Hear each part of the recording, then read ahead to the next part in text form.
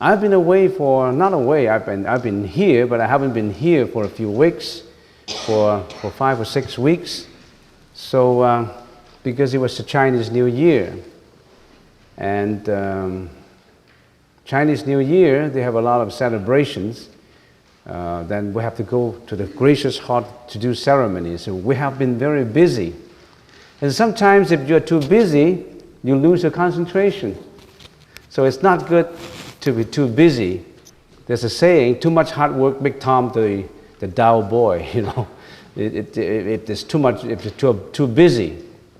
And it's not good to be too busy. You always have to strike the right balance between work, practice, and your leisure time. So sometimes if you're always in the process of giving, you don't consider that. You just want to give out all your efforts to do what you should do. And you still should strike, we all should still strike a good balance. Too busy is not good, especially if you're too busy in entertainment. Some people are too busy in partying, in entertainment, and going to restaurants and all that, but that's absolutely a no-no for us. There was an executive director in Hong Kong, Mr. Chen, and he was always busy. And one day he had a board of directors meeting, and that was a stormy session. He was so excited and nervous. So he came back from the stormy session of the board of directors meeting, and he still had the tension, and he released it on his secretary, Miss Wong. So he came into the room, he returned to his own room and said, Miss Wong, where's my pencil? Did you see my pencil? And Miss Wong was embarrassed and looked at Mr. Chen, and he said, oh, Mr. Chen, you got it tucked behind your right ear. Which ear? Which ear? So that's on your right ear. So I've been away for a few weeks. We don't have to do the Diamond Sutra so in a rush. We want to discuss every point in the Diamond Sutra. So in this session, I don't plan to go on to chapter 8. We have covered from chapter 1 to chapter 7. If you take a look at this Diamond Sutra, section 1. Section 1 means chapter 1. Section 2 means chapter 2. And I have already covered up to section 7, chapter 7. And chapter 7, so that's on page 6. So I haven't started with chapter 8. The Diamond Sutra is one of the most prominent sutras in the Buddhist philosophy, and it contains 32 chapters. So we already have covered 1/4. And since I've been away for so long, I don't want to go directly into chapter 8. I would like to do a recap, a recapitulation. I want to recap on what we have learned so far. So let's go to, especially good for the newcomers, let's go to chapter 1. What did we see in chapter 1? In chapter 1 explains the causes of a congregation. One day the Sangha members went on alms round. You know what alms round is? Begging for food. Monks, the Sangha order, they go out. In the ancient days, at the times of the Buddha, they didn't cook. They just went out to beg for food. And then after they begged for food, this is what chapter 1 is all about. I'm just recapitulating on chapter 1.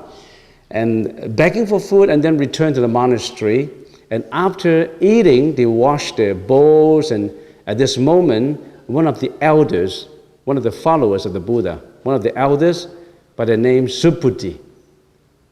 He initiated a question which leads to further discussions, which leads to the formation of this very important sutra.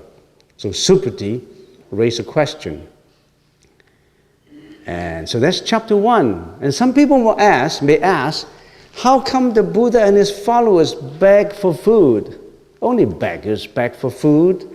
How come they beg for food? Isn't it not right to beg for food?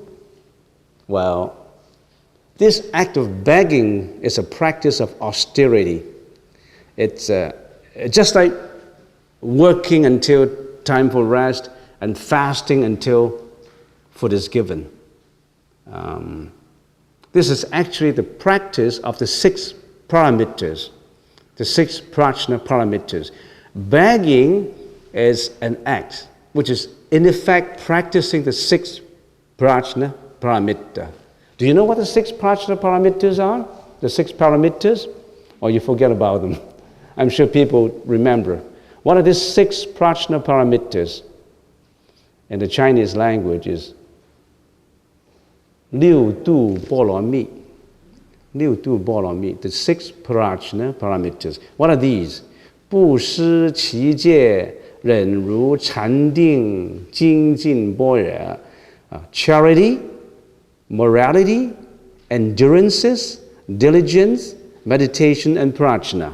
These are the 6 guidelines for the practitioner of Bodhi to practice. Begging for food actually includes all this.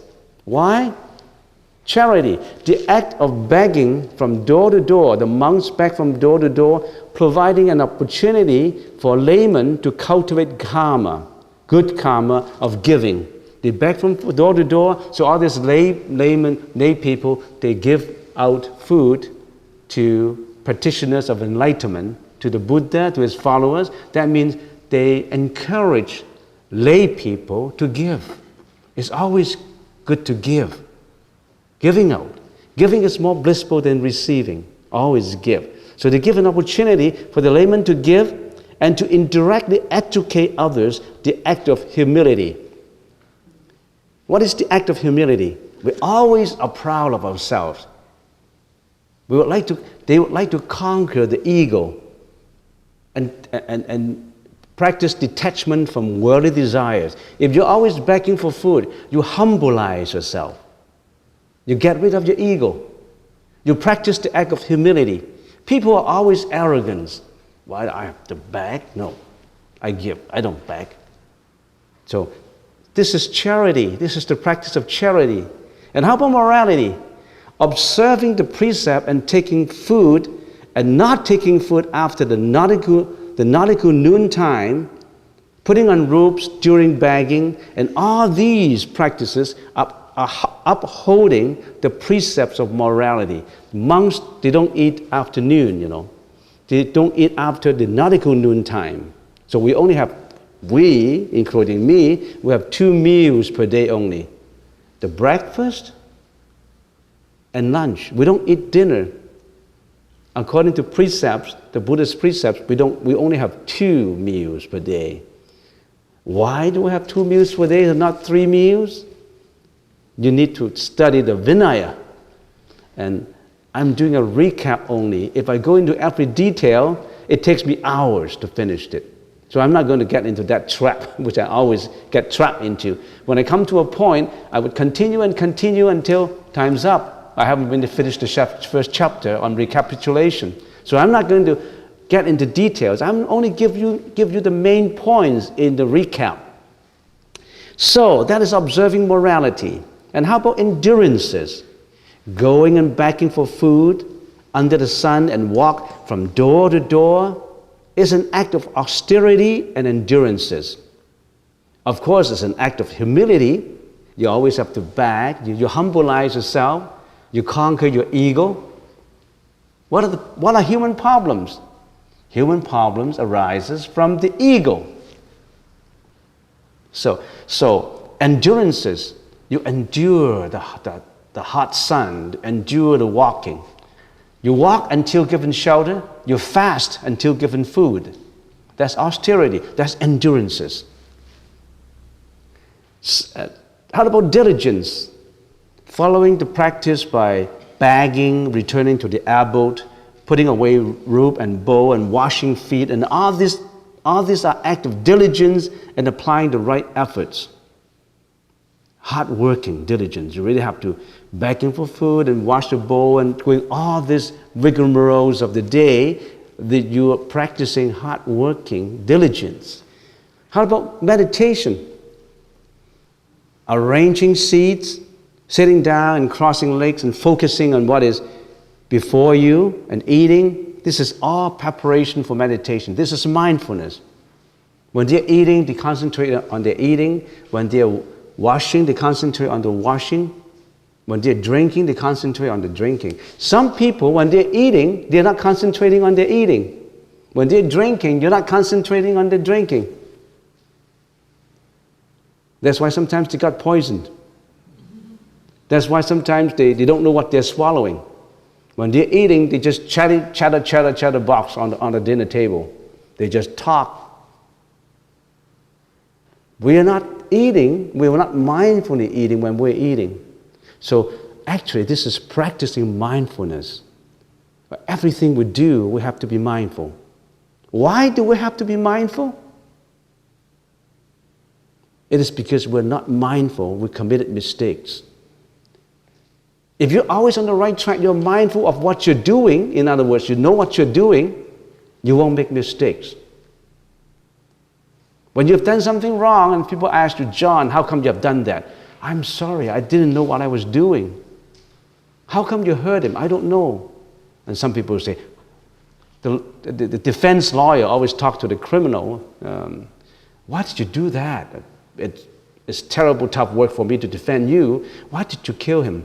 I don't know. I'm not mindful. I just lose my mind. I don't know. You've got to be mindful in what you're doing. Prajna, lastly, remaining unattached and mindful throughout the practice of these 5 parameters is perfection of wisdom. You need wisdom to guide you in all practices. So, you need wisdom to guide you in your charity. You need wisdom to guide you in your morality. You need wisdom to guide you in your endurances. You need wisdom to guide you in your diligence. You need wisdom to guide you in your meditation. If you practice all the other 5 without wisdom, you may not be on the right track. You may be diverted into a sidetrack which is wrong. So you really need wisdom to guide you in what you're doing. Wisdom. Prajna. We went details into Prajna Paramita when we explained the Heart Sutra, the Hridaya Sutra. Remember? For those who haven't heard Prajna before, you really have some work to do. Buddhism is so profound and abstruse that you can't just get it in a few sittings. We spend lives in studying it. Scholars of universities spend the whole tenure of professorship in lecturing and studying Buddhism, and you can get it in a few sessions. Just arouse your interest, further interest in it. All right, so that's chapter 1. I don't want to talk anymore, otherwise I'm not recapitulating, I'm repeating. So that's chapter 1. Chapter 2, what's chapter 2? So after they sat down and after all these routines of the day, after eating, and this elder monk, one of the 10 elders, one of the 10 prominent disciples of the Buddha, his name is Subhuti, and he initiated a question after lunch. Why Subhuti initiated the question? Why other elders? Subhuti excel in the understanding of the doctrine of sunyata. And Diamond Sutra talks about sunyata. What is sunyata? People may not understand in here. Sunyata means emptiness. 空，你们听过空没有？观空 Sunyata. Sunyata is a Sanskrit language. And of course, you really have to find out what emptiness is. Emptiness does not mean nothing. What is emptiness? You have some research to do. Get into the internet and find more about emptiness. So, Subhuti asked the first question. Remember, in chapter 2, in the Diamond Sutra, you have to remember the key points by memorizing some of the sentences. For example, the first question is very important. You really need to know the first question. The initiative question leads to the formation, the discussions of the philosophy of emptiness. What's the first question? The first question Subhuti asked, World Honor One. Virtuous men and women trying to develop the supreme enlightenment mind. How should their minds abide? How should they control their thoughts? What does that mean? When we are already on the right track in our spiritual development, assuming that we're already on the right track, walking that path of spiritual development, we are away from the path of attachment to materialism, we are away from the path of ego, and we are directing our efforts and energy to the path of enlightenment, the spiritual odyssey, we call it. When we are at that point, how should we maintain that mind? Rest that mind in there and gear our mind towards the development of enlightenment. How should we abide our mind? And sometimes we have all these wandering thoughts in our meditation. How do we control our thoughts? You think that's a simple question? It is because we cannot control our thoughts, that we have mental defilements, that we create karma. Because we create karma, we go through life and death. Because we create karma, we suffered. Not because of God. We suffer not because of God, not because of Buddha, because you yourself, you created your own problems. You are the creator of your own problem. You should be the one who dissolved the problem. The one who tied the knots. And if you want to untie the knots, it should be the one who tied the knot who untied the knots. You can't get somebody else to untie the knot for you. You have to resolve your own problem, control your own mind. And some people blame others for their problems. It's because of him.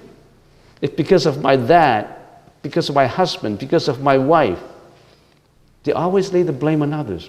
They don't look within themselves. You have to look within. So the first question is about mind. How do you abide your mind? How do you control your mind? So that's the key point in chapter 2. Let's get to chapter 3.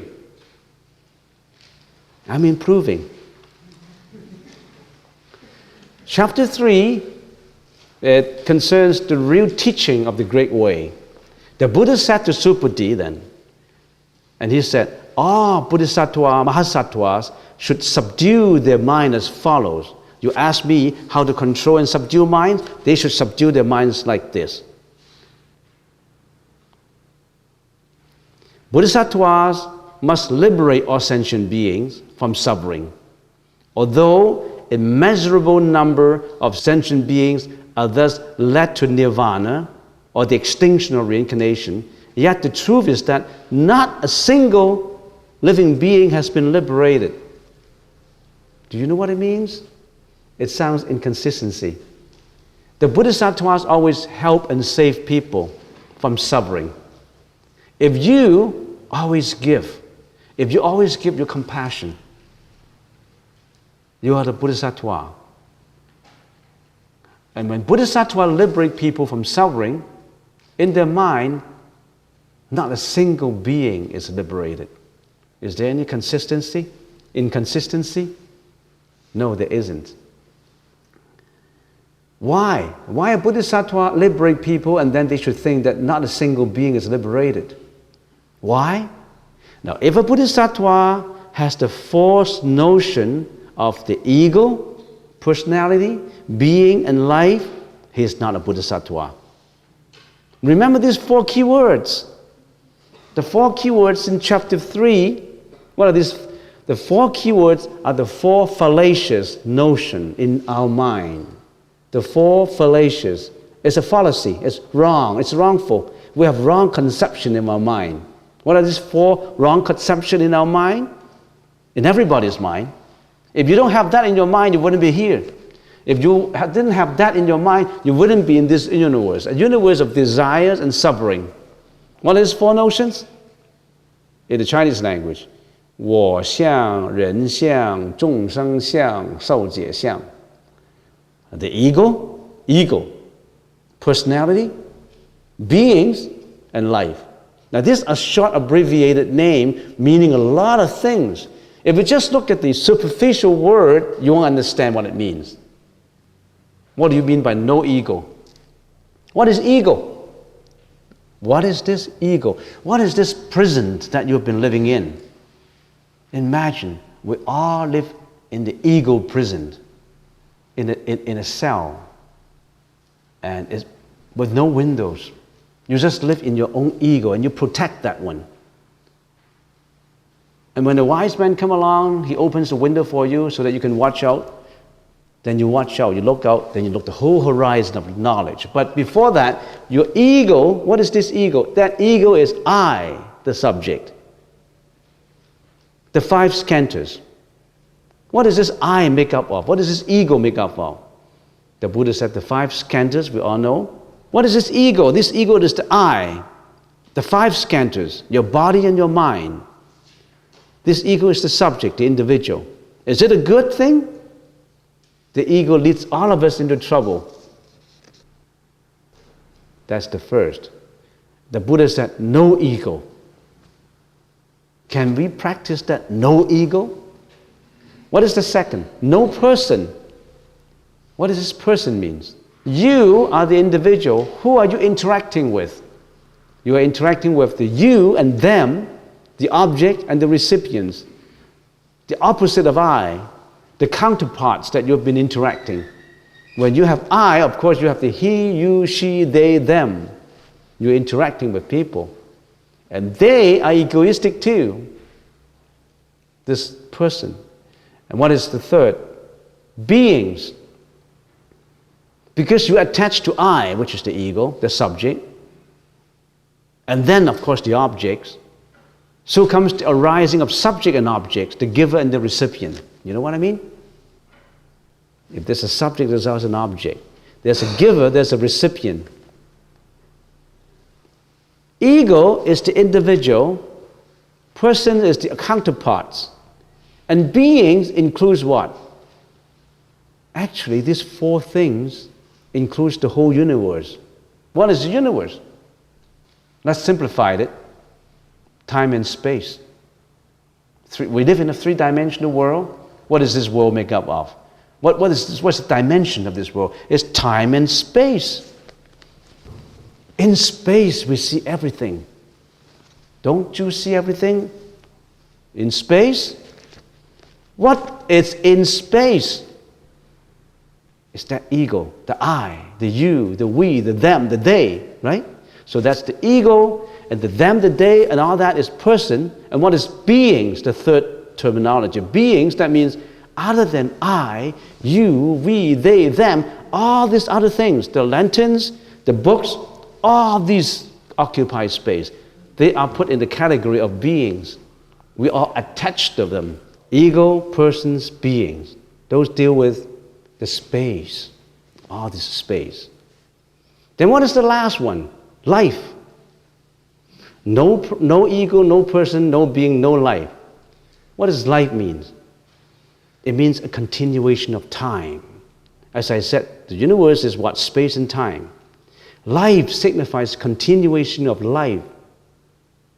We always think that time is permanent. We never think that we'll be dying tomorrow. Dying to us is so remote. We never think of dying.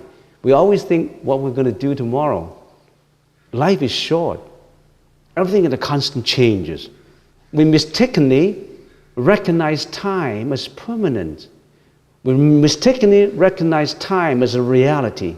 Time is just a frame of reference. It's not real. We attach to permanence. When we're attached to permanence, we always want to keep. We always want to maintain. So, chapter 3. I don't want to go any further. Otherwise, I'll be repeating chapter 3. So chapter 3 brings out the 4 fallacious notions. People attached to ego, persons, beings, and life. We have to get rid of egos, beings, persons, and life. No being, no person, no ego, no person, no beings, and no life. So the problems with ego is that we always live in a self-centered world. We're always a self-centered. We always think of ourselves. We should change this self-centered attitude, this mentality, to a divinity-centered mentality. You look inside of you, the light, the wisdom that is inside of you. You change from this self-centered life to the whole divinity life, a life that is full of compassion, a life that is giving, a life that is for the vastness of the universe, for the immeasurable goodness of the whole world. You involve yourself with the whole instead of with your distinct little unit of ego. So in chapter 4, the Buddha, in order to explain further what it means by detachment, what it means by getting rid of the ego, what it means by changing your self-centered mentality to a divinity-centered. So the Buddha continued. He said, Subhuddhi, when a bodhisattva practices charity, his mind should not abide anywhere. That is to say, when make offering without a mind abiding in form, sound, smell, taste, touch, or things. In other words, when we are giving, when we are practicing, we don't rest our mind anywhere. We don't give conditions to it. In other words, our compassion is unconditional, not like love. Love is conditional, as I said. If the husband loves the wife does not reciprocate the love, the husband won't like it. One loves the other on the condition that you love him or he loves her. If it's not reciprocated, then it's not going to work out. Compassion is different, it's unconditional. Can all of us exercise unconditional love? If it is unconditional love, it's not called love anymore. It's called compassion. It's loving without condition. You help a stranger, you don't know him. You render your unconditional help. That's compassion. Now, chapter 3 concerns about the liberator and the ones being liberated. Chapter 3, I'm talking about chapter 4 now. Chapter 3 concerns about the liberator, the bodhisattva who helps, the liberator, help people from suffering, and the ones being liberated. So there's the subject and the object in chapter 3, or the giver and the recipient. Bodhisattvas should give liberation without the attachment to the notion of ego, person, beings, and existence of life.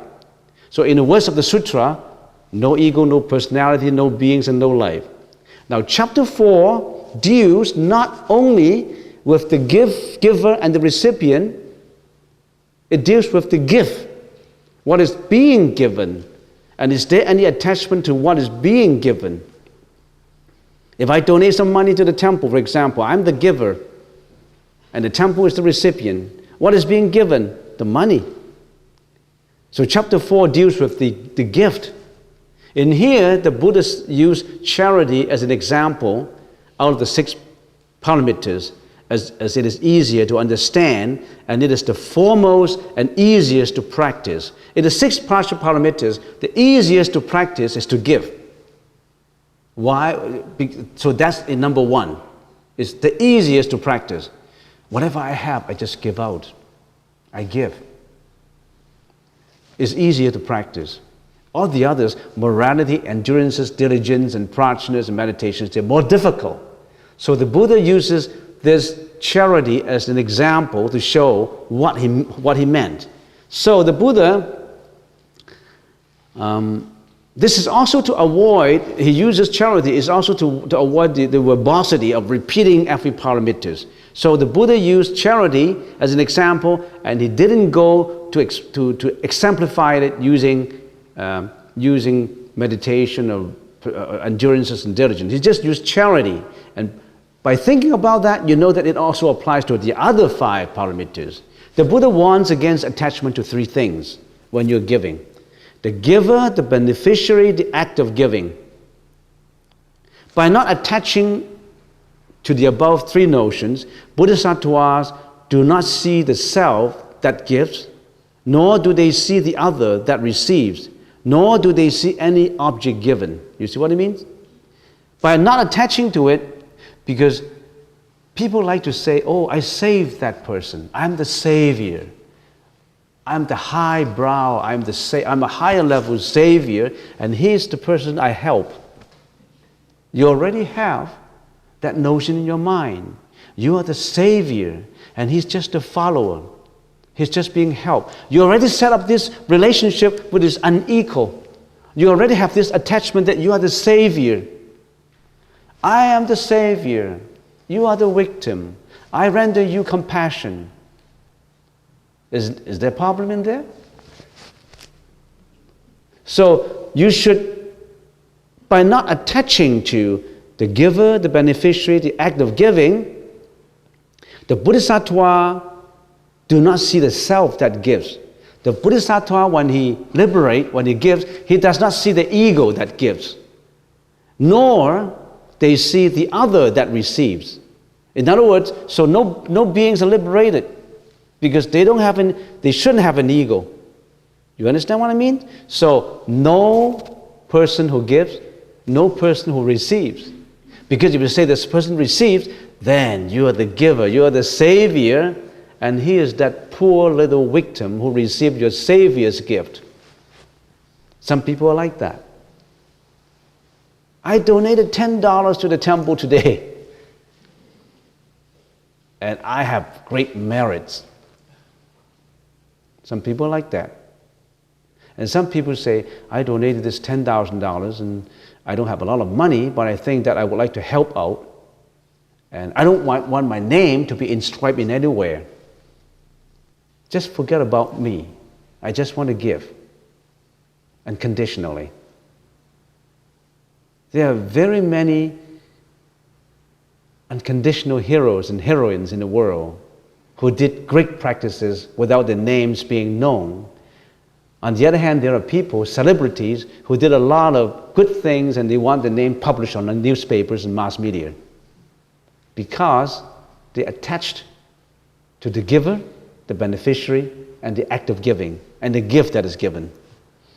So, the Buddha says, a Bodhisattva should practice generosity without a mind abiding in false notions. Why?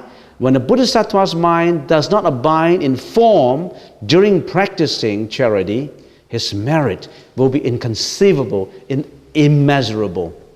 So that's what chapter 4 is about. When we do not attach, our mind is pure and free, without clinchings, without attachment, without the notion of merits that polluted our mind. Then this purity would lead us to nirvana. Now the Buddha taught the method, which consists in what? In looking into the non-existence of an ego as the main starting point. In your practice, you should practice no ego, no I. If the ego, the subject, does not exist, personality, the object, also disappears. When the conception of an ego and a personality is eliminated, then your mind is geared towards nirvana because you don't have that ego. You're egoless. When you don't have that ego, imagine every individual is living in that prison of ego. We always enclose ourselves in that prison of ego and living in there, we're in comfort zone. We always think that this is comfortable. We're in the comfort zone of being an ego, but that's not the comfort zone. That's the zone that creates problems. So one day you attain nirvana, you attain enlightenment, you attain Buddhi.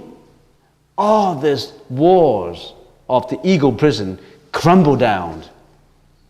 No more walls of ego surrounding you. They all crumble down to the floor. And then what do you see? You see the whole horizon of nature. You've been living in that comfort zone where you only see yourself. You're in that, like in this wall in here. We're all in this room and feel very comfortable. Can we see the outside? No, we can't, because we've been covered by the wall. When all these walls crumble down, the whole horizon, the view of the universe is revealed towards you. Your view is much wider. How wide, how vast, how immeasurable is that view? The Buddha got that view. The Buddha said, crumble down your ego. You see much further. It's a much wider world than that egoistic world that you maintain in your mentality.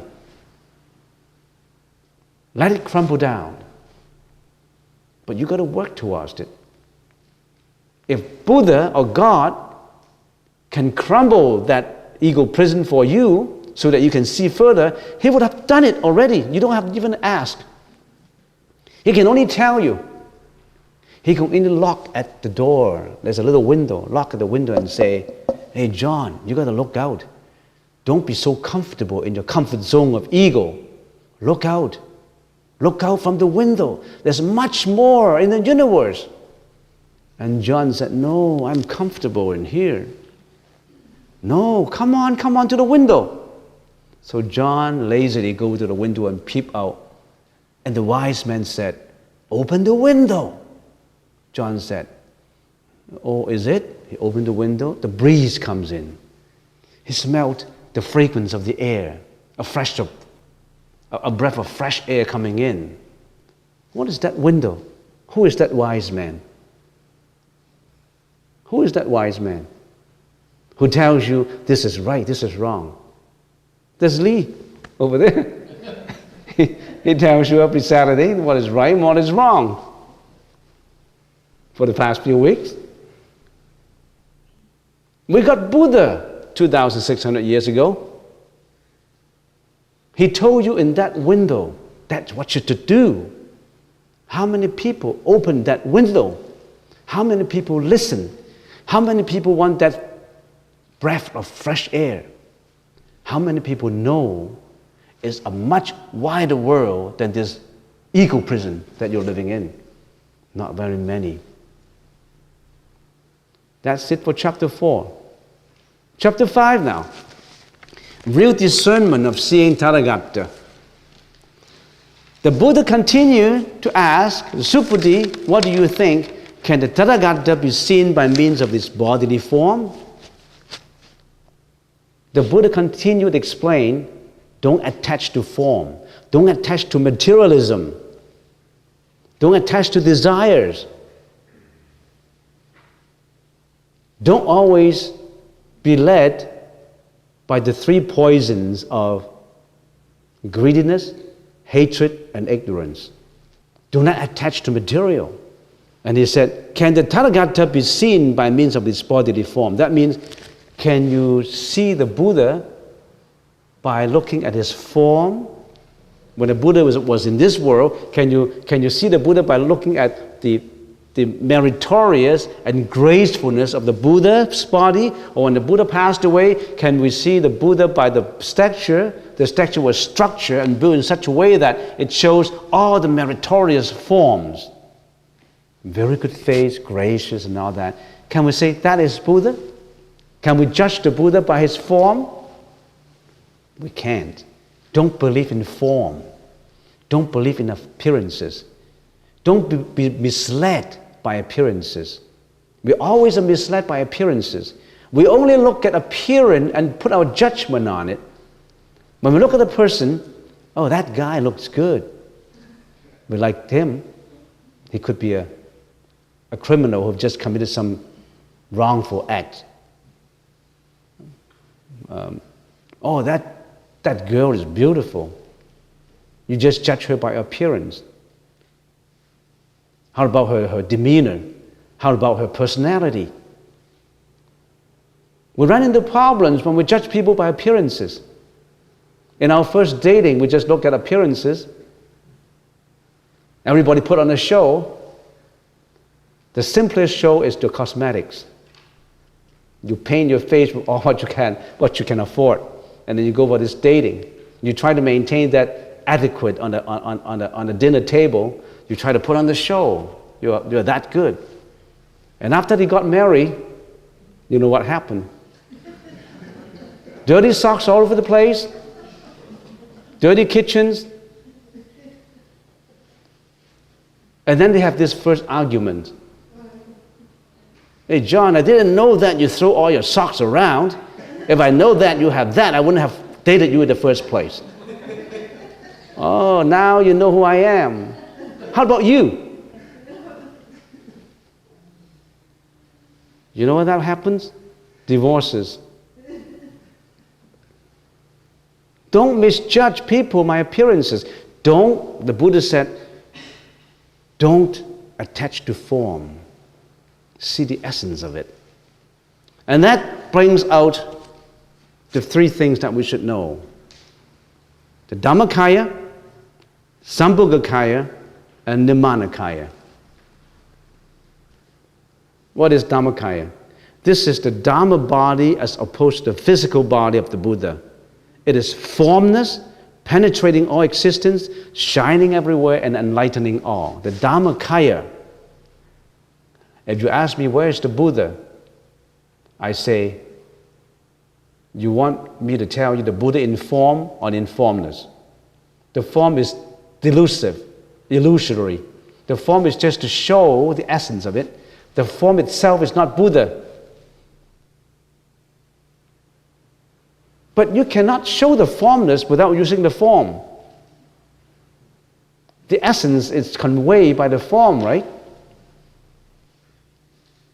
Materiality and spirituality is one. They're not distinct. So the Dhammakaya is formless. It's that nature in you, that divinity in you, that brightness in you, that wisdom in you, that you can see, you can touch, you can smell, you can even comprehend.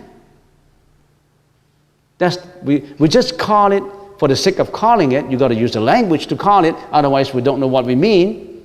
That's the Dhammakaya in the Chinese language. That is Fa Shen Fo. Sambhogakaya is a higher level, the reward body of the Buddha, the ideal body of a Buddha, which is produced after entering Buddhahood as a result of vows undertaken during the practices in the Bodhisattva's path. This is the embodiment of purity and bliss, resulting from the full accumulation of merits. This body can only be seen by Bodhisattvas, not by us. By higher level enlightened people, they can see the Buddha's Sambhogakaya.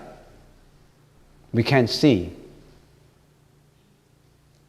You know, our eyes are limited, you know. Our senses are limited, you know. You think our senses are better than animal senses? Our ears, our auditory function is not even as good as dogs. Dogs can hear a few miles away. Eagles can see a few miles away on a little sediment seed from a tree. We can't. Our senses are not as good as some animals. And we believe we are. We believe all our senses make the accurate judgment on things. That's why we judge that's why we depend on our salesman to run the company only, and not the manager. Who are our salesmen as far as our body is concerned? Who are the front door workers in our body? Our eyes, our ears, our nose, our tongue, our touch. These are the front end salesmen maintaining this body. And if you say, it's enough to have the front end salesman, they can run the whole body, and you're wrong. Sometimes they make the wrong judgment. They eat the wrong stuff. They listen to the wrong opinion. They chatterbox the wrong saying. they lie, they fabricate, they curse, they did all sorts of wrong things. And you rely on them? Do you rely on them? I don't rely on my senses. I only rely on the divinity inside of me, that brightness, that wisdom, that prajna inside of me. That works. That's in harmony with some people who are God, and some people call Buddha, some people call, I don't know, I don't care what names. Are you very particular with names? You must use that word, God? Go ahead. Doesn't bother me. But we've been using the word Buddhi. Does that bother you? So, that's the Sambhogakaya. So, Namayakaya is another body of transformation by which the Buddha appeared in a form seen by us. This body contains the 32 meritorious attributes and the 80 minor characteristics. Okay, that's chapter 5. Chapter 5, the Buddha reminds us not to attach to form. And then we go on to chapter 6. In chapter 6, the Venerable Subhuti said to the Buddha, "World Honor One, will there be living beings who, when they hear these teachings, have real faith and confidences in them? Would they believe in what are expounded to them?" In other words, this philosophy is so abstruse and subtle that would people believe in it? So questions arises as to whether people in the later generations, in the later years, will believe in it. And the Buddha said, Bodhisattvas will. The Bodhisattvas, of course, will practice it and believe in it. And Bodhisattvas are the people, are the sentient beings who always, life after life, coming back to this world to liberate people from sufferings. There are sentient beings who always are willing to go through reincarnations to come and help people out, life after life, non-stop, incessantly. For example, Siddhagapa Bodhisattva, Avalokiteshvara Bodhisattva, Mandrasa Bodhisattvas. There are Bodhisattvas who vow to, I won't attain Buddhahood until all sentient beings are saved. So the Buddha said, don't worry, there will always be Bodhisattvas around who help out people in many, many forms. That's chapter 6. How about chapter 7? Chapter 7, the Buddha said, Subhuti, what do you think? Has the Tathagata, the Buddha, obtained supreme enlightenment? Does the Tathagata give any such teaching? So the Buddha said, has the Buddha giving any teaching? Has the Buddha explains any teaching? What is this teaching? And Subhuti is very smart now. He gives a very good answer, and he said, as I understand the meaning of the Buddha's teaching, there is no such fixed Dharma called supreme enlightenment.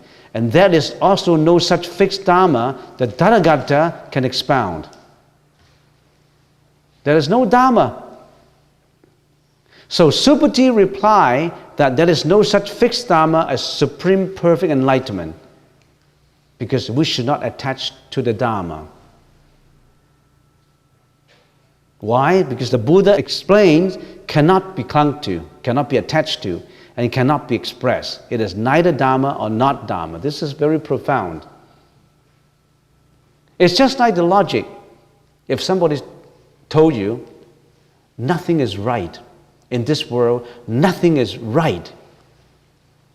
Do you see the logic? If somebody told you nothing is right, then that means if nothing is right, what is said is also not right. Right? Logically. If I say nothing is right, so how about what you said? Your teaching. Is your teaching right? Is your opinion right? The Buddha said nothing is right. Nothing should be attached to, including what I teach. Isn't that logical? So the Buddha is affirming something and then negating it. He's affirming it, say, do this, do that. That will lead you to enlightenment. And then he said, negate it. Let go, negate it. That's very logical. If I say, I am God, this is what I said is always right, The Buddha said, what I said is just a raft taking you from this shore of confusion to that shore of enlightenment, and after you have crossed the ocean, get rid of the raft. You don't need the raft anymore. Don't attach to the raft. When you go from the Nanaimo Pier to Victoria, taking that boat, when you get on shore, you have to leave the boat. Can you get onto the shore of Victoria if you always hang onto the boat? However, you need that boat. That boat takes you from this shore of confusion to that shore of enlightenment. You need the boat, but you got to detach from the boat to step ashore. You can't just hang onto the boat all the time. That's chapter 7. And chapter 8, actually I have a lot more to say, but actually I need 3 hours for the recap, but I just shorten it. The fruits of meritorious deeds. Section 7 emphasizes on realizing nothing and teach nothing. Would this kind of thinking lapse into emptiness? Although we realize nothing and teach nothing, yet we should not have any attachment, yet there is no denying that merits do accrue from all these deeds. It does not matter whether you attach to the merits or not, merits do arise. The Buddha wants to affirm this. So he asked Supati, what do you think? If someone filled the 3,000 galaxies of worlds with treasures and jewels, do you think there's a lot of great benefits? Of course, Supati says yes. If somebody filled the whole universe with jewels and treasures, of course there's a lot of benefit. And the Buddha said, if you understand the teaching of the Diamond Sutra, if you follow the practice, all these merits and treasures will be many, many fold more than filling this universe with treasures. You see the significance of understanding this philosophy, practicing this philosophy? The merits so obtained is so immeasurable, so inconceivable. The merits won't lapse into emptiness.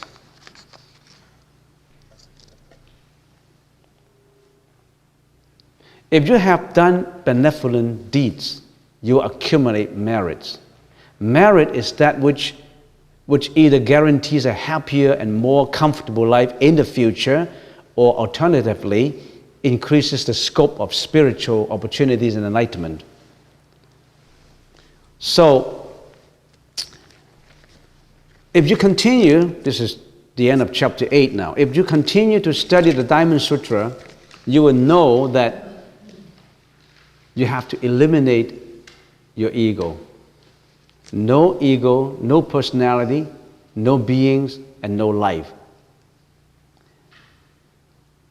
Don't take the superficial word for the meaning. There's a lot of meaning behind it. Don't attach unconditional compassion. Gear your self-centered life to this all-embracive divinity life. Look within. Look within for the happiness. Don't look for happiness outside. It's all within you. It works inside of you. That peace of mind, the compassion, the unconditional love. It works. Happiness starts from the mind. Have you been studying your mind? The Diamond Sutra is a study of the mind.